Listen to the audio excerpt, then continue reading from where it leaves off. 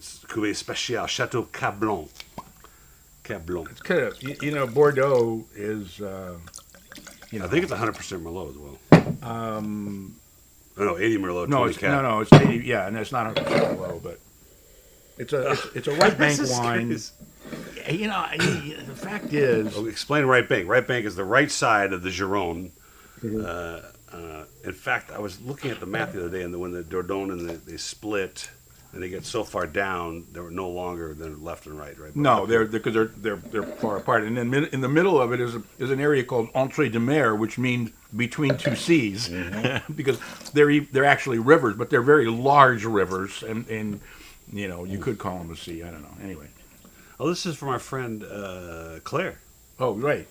She's one of my French teachers, so to speak. She comes on Tuesdays at 2 o'clock, and she stays for an hour and speaks with me, so it's great. But this is, I like this. It's sort of a new world Bordeaux. It's kind of bright, fruity, got things going on. It's still got Bordeaux earth the nose to is it. the Bordeaux nose, right? Still Bordeaux, I mean, Bordeaux is the largest fine wine area in the world. I mean, they make, what do they make? 170 well, there's million? 10,000 Château. Well, there were until 2013. I mean, tax issues. Yeah, well, I mean, it was such a bad vintage that, and I put that into the Bordeaux, one of the Bordeaux. It was such a horrible vintage that something like 600 wineries, Chateaus went out of business. Well, when we were there in Lafitte in May, we left. We flew to Nice to go to Monaco.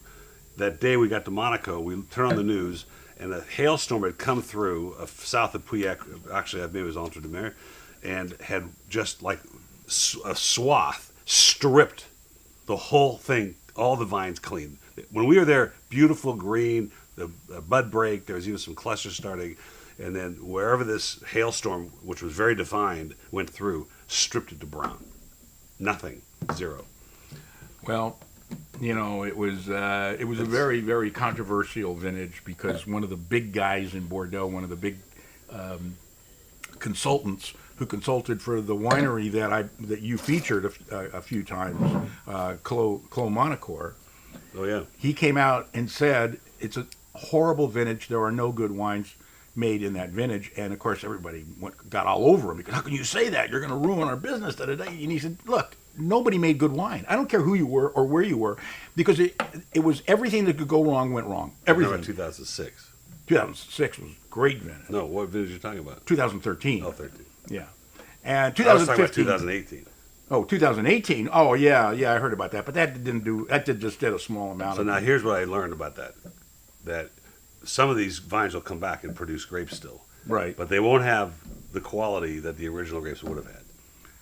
And I found that very interesting. Well, yeah, primarily because they're going to have a shorter time on the vine to mature. So it's sugar. This is a 97. I'm going to say 95, 97. Yeah. For me, it's for Bordeaux anyway at $25.99, and then you get more for $17.49. It's pretty really expensive. No, you get more for $12.99. I'm sorry, $17.48. You pay $25.99 on the shelf. Mm-hmm. And this is going to be a hard one to find on the shelf because Claire's quite a prolific vendor, and she's focused on the West Coast. And then $12.99 for more for Bordeaux. Are you kidding? It's